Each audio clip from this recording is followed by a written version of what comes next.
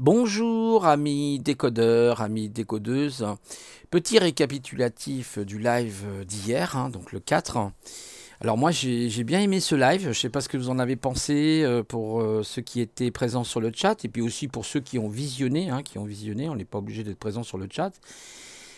Et donc c'était un live intéressant, d'autant plus qu'on a eu une invitée surprise. On a eu effectivement Fée des Bois, que c'est joli je trouve d'ailleurs comme petit avatar, fait des bois parce que je pense qu'elle est bretonne. J'ai oublié de lui dire d'ailleurs, je dis tiens, elle est du 56, j'ai raté ça, le Morbihan, j'ai raté le Morbihan, incroyable. D'autant plus que mes parents sont, enfin mon père est du côté du Morbihan, il est du côté de Josselin, elle doit peut-être connaître Plouermel et tout ça. Alors le Morbihan c'est très grand parce que je crois qu'il y a plus de 60 villes, Vannes d'ailleurs fait partie du Morbihan. Très belle région, si vous avez l'occasion de passer vers le Morbihan, je vous conseille le château de Josselin et vous avez d'autres endroits au Morbihan qui sont magnifiques. C'est une très belle région de la Bretagne, le Morbihan. Et vous pouvez faire un petit tour là-bas pour goûter le bon cidre breton, notamment, surtout là-bas, au Morbihan, ils sont très très forts là-dessus. J'avais un oncle qui était donc du Morbihan. Quand j'étais petit, j'allais le voir. C'était la ville Auray, ça s'appelait la ville Auray. C'est très joli. Et je me rappelle, il avait son cellier et il nous faisait goûter un cidre, mais alors majestueux. Vraiment, c'était de la liqueur. Le cidre était extraordinaire. Les bons spécialistes du cidre, c'est les Normands aussi. Donc j'ai un petit clin d'œil à Complotis parce que les Normands sont très bons pour le cidre. Ils font du très très bon cidre. Et voilà, donc moi j'ai beaucoup apprécié ce live. Ça va être un récapitulatif assez rapide. Notamment, on a parlé un petit peu de tout. Je sais que Complotiste aime beaucoup parler des femmes. Et donc j'ai senti que ça bouillait intérieurement, qu'il y avait son feu intérieur qui était là, qui le dévorait. L'amour le dévorait, l'amour des femmes le dévorait.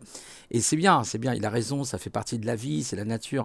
Et oui, oui, la grotte magique. Je sais pas, complotiste, il va falloir travailler quand même là-dessus, je pense, sur la grotte magique. Ou celle de Platon, tu choisis, comme tu l'as dit toi-même.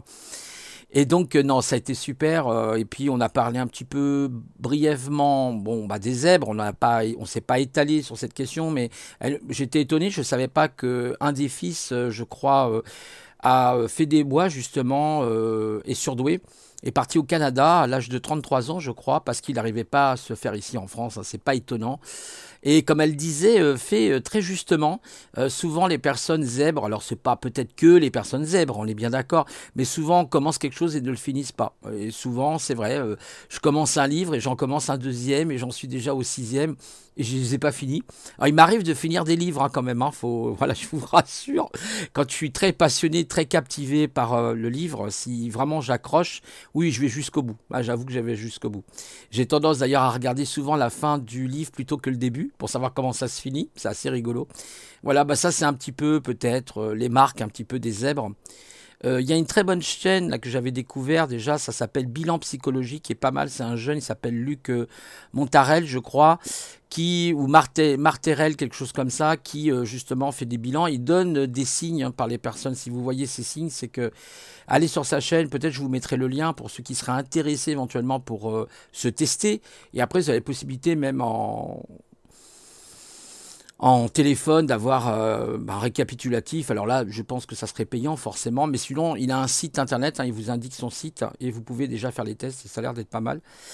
Qu'est-ce qu'on a parlé? On a parlé, oui, de démocratie. Donc moi, j'ai donné mon avis, mais c'est qu'un avis. Après, peut-être que je me trompe.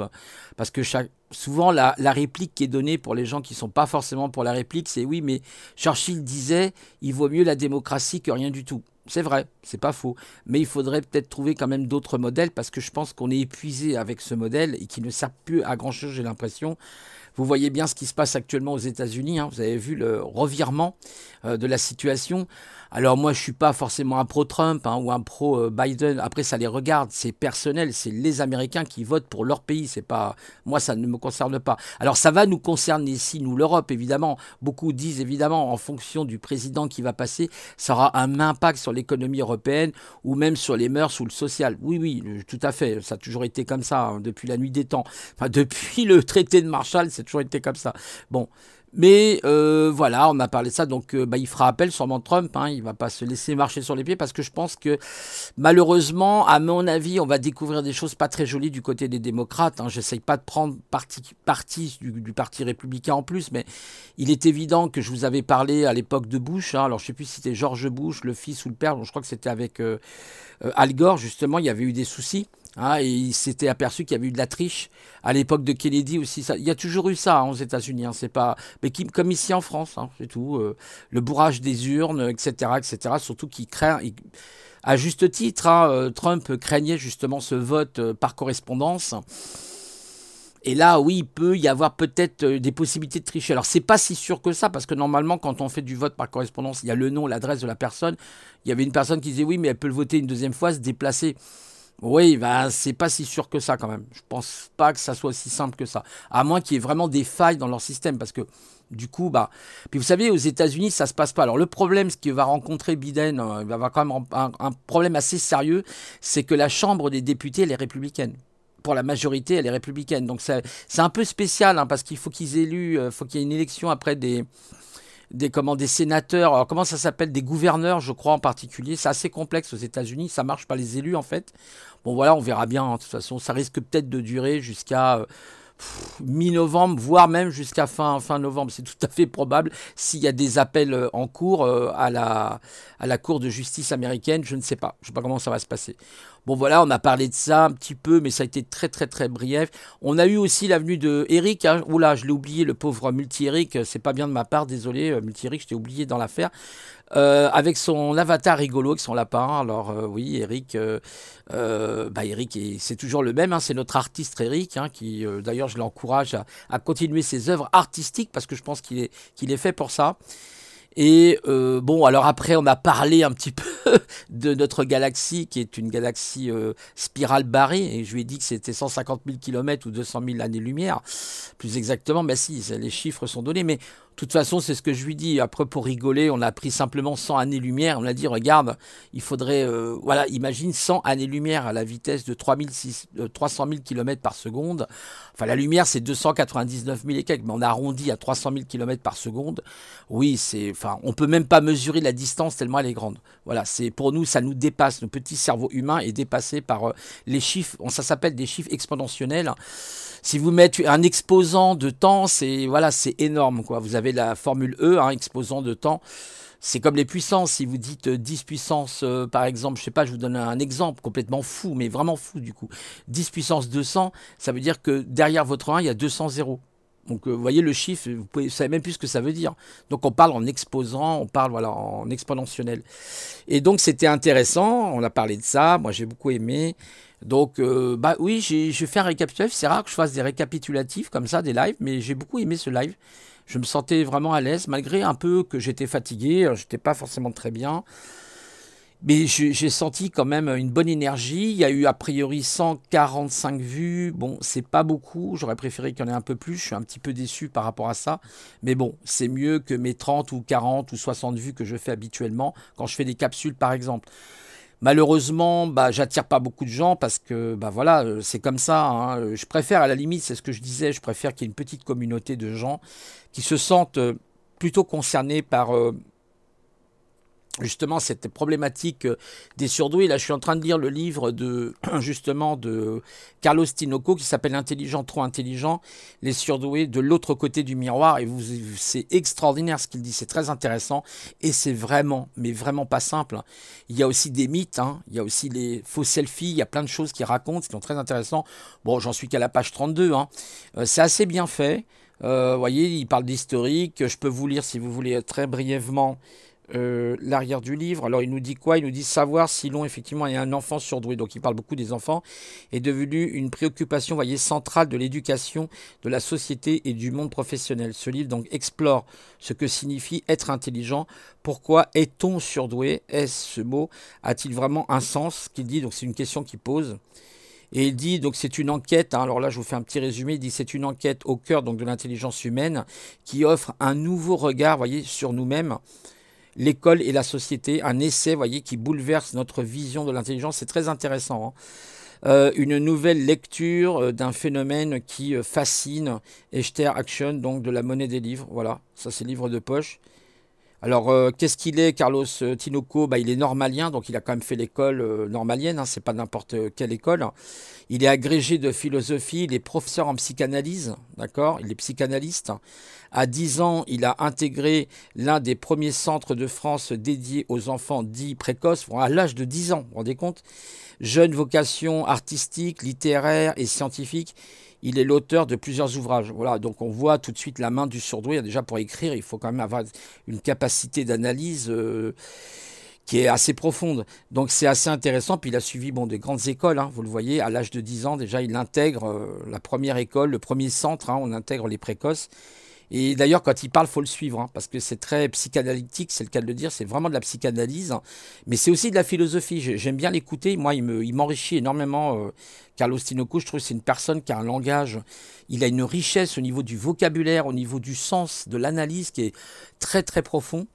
Et ben, je vais faire l'effort de le lire. Je sais qu'il y a à peu près quand même, pour vous dire, un peu plus de 347 pages. Mais ça vaut le coup. Je pense que ça vaut le coup. Bah, bon courage à moi parce que j'en lis un autre encore, le magazine aussi, là, que je suis en train de lire. C'est ça, c'est le problème, c'est ce que disait Fait des Bois, elle a raison. C'est vrai que on retrouve ça beaucoup. Alors, pas que, j'imagine, chez les surdoués, mais les surdoués, c'est sûr. Ils commencent quelque chose, ils ne le finissent pas. Sauf quand ils sont vraiment... du coup, par exemple, si on prend Carlos Tinoco, bah, il est tellement passionné par son sujet que son livre, il va l'écrire pas d'un trait, mais il va l'écrire très vite, vous voyez, parce que il est vraiment dans la profondeur, il est dans son truc. Et là, pour lui, l'écriture, c'est quelque chose de très important. Il y a aussi Alban Bourdi que j'aime bien parce que justement il travaille aussi sur ça, hein, sur les livres. Espèce de surdoué qu'il a écrit. Il a écrit beaucoup de livres aussi, c'est très intéressant. Je lui donne un petit bonjour d'ailleurs. Il faudrait que je l'appelle un jour parce que c'est une personne très intéressante. Il a un QI quand même de 160, c'est quand même pas... Voilà, c'est... Alors faut arrêter de croire que les tests de QI ça ne vaut rien. Si, il y a quand même quelque chose qui vous dit que voilà, c'est important. Après, on ne s'attache pas qu'à ça. Alors, par exemple, justement, c'est intéressant ce que dit Carlos Tinoco. Il disait que souvent, simplement, quand il avait des personnes qui venaient dans son cabinet en tant que psychanalyste, au simple coup d'œil, il voyait tout de suite à qui il avait affaire. Il dit, cette personne, il y a quelque chose. Une fois, il a eu un grand, il s'appelait Armand, je crois, très grand, il faisait 1,90 m, un peu pâteau. Sa mère dit, oui, il réussit pas à l'école et tout. Et puis, en discutant avec lui, en l'observant, sa mimique, etc., eh ben, il en a déduit que c'était un surdoué. Et il s'est révélé exact. Il a fait passer des tests et s'est révélé exact. Alors qu'on le faisait passer un peu pour un pitre à l'école, quoi. Vous voyez, donc lui, en tant que psychanalyste, il a l'œil, il a l'expérience de ça. Et ça, c'est très intéressant. Moi, je ne l'ai pas forcément, hein, cette expérience-là. Je peux sentir des choses hein, chez les gens, c'est vrai, même souvent. Hein, je sais quand... des fois, des personnes me mentent ou me disent pas toujours la vérité, je le sais, c'est comme ça. Hein. J'ai cette espèce d'intelligence intuitive hein, qui me donne une avance, peut-être, je ne sais pas, parce que ça fait partie des choses. Ah, excusez-moi, il y a des travaux. Ouais, dès qu'on fait un live ou un truc, enfin voilà, une capsule, on a des travaux. Évidemment, ça pouvait pas mieux tomber. Ici, vous savez, ils font des trous où on se demande s'ils sont pas en train de faire le tunnel sous la Manche. Hein. C'est incroyable, c'est incroyable. Bon, bref. Donc moi j'ai bien aimé, j'espère que vous avez apprécié ce live, j'ai trouvé vraiment intéressant, je suis très heureux d'ailleurs aujourd'hui de vous parler, là j'ai toute la patate aujourd'hui, vous voyez, ça va dépendre des jours, parce que ça dépend, on est très cyclotimique, hein, comme tous les êtres humains plus ou moins, mais surtout les personnes en surdouance, comme on est activé par notre hypersensibilité, ben, on est aussi cyclotimique, on a des moments où on est dans le désespoir, on plonge carrément dans le burn-out ou la dépression même, on pourrait dire. Et puis il y a des moments, ça va être des grands moments de joie, des moments de force, de résilience. On a aussi cette force de la résilience. Ça, c'est très important. J'avais oublié de soulever ce thème-là. Ce mot qui veut dire résilience, qu'est-ce que ça veut dire? On est capable de résilier les choses, c'est-à-dire qu'on est capable de rebondir. Moi, je vous donne un exemple. C'est le décès de ma maman, donc qui a eu lieu le 2 avril. Paix à son âme, la pauvre femme. Mais si vous voulez, je ne suis pas forcément tombé dans une dépression. J'ai des moments où, évidemment, je me sens un peu seul, où ça va pas, j'ai pas forcément le moral, mais ça passe très vite. Donc j'ai cette force de résilience en moi. Je m'étonne moi-même, et j'ai discuté avec des psychologues, excusez-moi pour le bruit, hein, et donc... j'ai discuté avec des psychologues et ces psychologues m'ont bien fait comprendre que j'étais dans une forme de résilience et ils étaient étonnés, quoi. Ils étaient étonnés effectivement du recul que j'avais, quoi. Et ils m'ont dit, vous inquiétez pas, s'il y a un souci, vous nous appelez en tant que psychologue, on peut vous donner des conseils pour vous aider. J'ai pas eu besoin de trop les appeler. Ça m'est arrivé une fois, j'ai appelé, voilà, pour donner un petit peu de mes nouvelles. De temps en temps, ça peut arriver. On m'appelle aussi, ils m'appellent. Mais ils ont dû m'appeler 2 fois, je crois. C'est tout. Vous voyez, 2 ou 3 fois, grand maximum. C'est tout. Très gentil, hein, d'ailleurs, très sympathique et tout. Il y a eu un très très bon dialogue, mais j'ai pas eu besoin. Vous voyez. Elle m'a dit, la psychologue m'a expliqué, vous avez une forte capacité de résilience. Et elle doute. Elle m'a dit, d'ailleurs, je doute de quelque chose parce qu'elle dit, pour avoir cette capacité de résilience, je peux vous assurer, vous avez des gens, ils sont complètement terrassés. Ils sont mais dans un état alors que vous avez cette force. Ça ne veut pas dire que c'est un manque de respect envers ma maman. Je ne me permettrai pas. Simplement. C'est différent, c'est parce que j'ai le cerveau peut-être qui fonctionne différemment. Déjà tout petit c'était comme ça, hein, donc c'est pas d'aujourd'hui. En tout cas, j'aurai l'occasion de refaire des lives sur ça, on en parlera. Moi j'encourage, s'il y a des personnes qui m'entendent et qui sentent qu'il y a quelque chose ou qu'ils ont été testés zèbre ou surdoué, ils peuvent venir sur ma chaîne. Au contraire, ils peuvent venir même, je les fais monter sur le live, il n'y a aucun problème et ils peuvent parler justement de leur expérience. Ça peut même être des gens qui sont HPI, il n'y a aucun problème, hein, même les HPI sont les bienvenus. C'est vrai que moi je suis plutôt HPE qu'HPI, mais c'est très intéressant d'écouter des HPI aussi parce que du coup ça peut les aider au niveau émotionnel, c'est ce que dit d'ailleurs très bien Raymond Dazande et c'est toujours un point positif. Voilà, donc je voulais faire ce petit récap. Excusez-moi encore pour le bruit, c'est un fait exprès. Hein. Je fais mon live et évidemment, comme par hasard, la perceuse se met en route. J'ouvre ma fenêtre, comme par hasard, bou, bou, bou, bou. Vous voyez, ça klaxonne de partout. Bon, ça c'est malheureusement le mitage. Hein, voilà, je n'irais pas dire débilitus pensant, enfin pas pensant, mais impensant peut-être, je ne sais pas si on peut employer ce mot, impensant, qui ne pense pas. En tout cas, on est dans le non-sens avec ces gens-là. Et c'est comme ça, il faut faire avec. Vous voyez bien, heureusement j'ai un casque pour le bruit, parce que comme je suis hyper acoustique, hyper acousi, donc des fois c'est très compliqué. Il y a des bruits que je ne supporte pas. Et des fois c'est des petits bruits, hein. C'est pas des grands bruits hein, forcément. Et donc pour dire que ce live, j'ai été très content. Pour vraiment que je fasse un récapitulatif, c'est que voilà, j'ai trouvé que c'était bien. En plus, j'ai trouvé que elle a ramené une énergie très, j'ai trouvé très calme, très paisible, très. Vous savez, c'est vraiment la femme bretonne. Elle m'a fait penser à ma grand-mère, hein, qui est une vraie bretonne. Elle m'a fait penser à des tantes qui sont des vraies bretonnes. Malheureusement, du côté de la famille de mon papa, ils sont quasiment tous décédés. Il y a un seul survivant là-bas, je crois, ou deux. Ah, c'est vraiment très compliqué. Malheureusement, en Bretagne, il y a beaucoup de décès aussi. C'est un peu comme dans toutes les régions en France. Voilà, mais bon, c'était vraiment appréciable. Elle a amené un peu une forme d'équilibre. J'ai bien aimé. Et puis Eric aussi a participé, c'était sympa, hein. Moi j'ai bien aimé aussi ce qu'a dit Eric, c'était bien. Eric n'a pas sa langue dans sa poche, c'est le cas de le dire. Il est très franco, moi j'aime bien un peu cette qualité franco. Des fois il part un peu dans des trucs, mais bon c'est Eric, hein, mais il est sympa, c'est de son côté peut-être un petit peu artistique. Mais par exemple il dit non, je crois pas en Dieu, voilà, moi je suis pas pour les religions. Je vois pas après pourquoi les gens ils lui sont contre lui, puis il a raison, je suis comme lui de toute façon.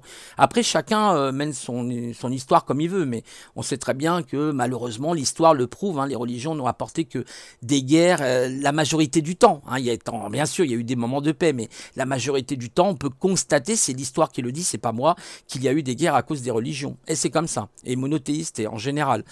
Alors oui, il y a aussi des religions polythéistes, hein, où, voilà, multiples dieux et déesses, ou qui ne sont pas forcément bonnes non plus, mais la majorité du temps, ce sont malheureusement les religions abrahamiques, hein, je suis désolé de le dire. Ah, on l'a vu voilà, avec les Romains, etc. Bon. Après, chacun est libre hein, de pratiquer ce qu'il veut. Moi, je mettrais plus dans une considération d'athée, quelque part. Hein, oui, c'est vrai que j'ai plus une considération athée par rapport aux religions. Maintenant, je n'ai pas un athéiste dans le sens... Moi, je pense qu'il existe une intelligence dans l'univers. Bon, c'est un avis. Hein.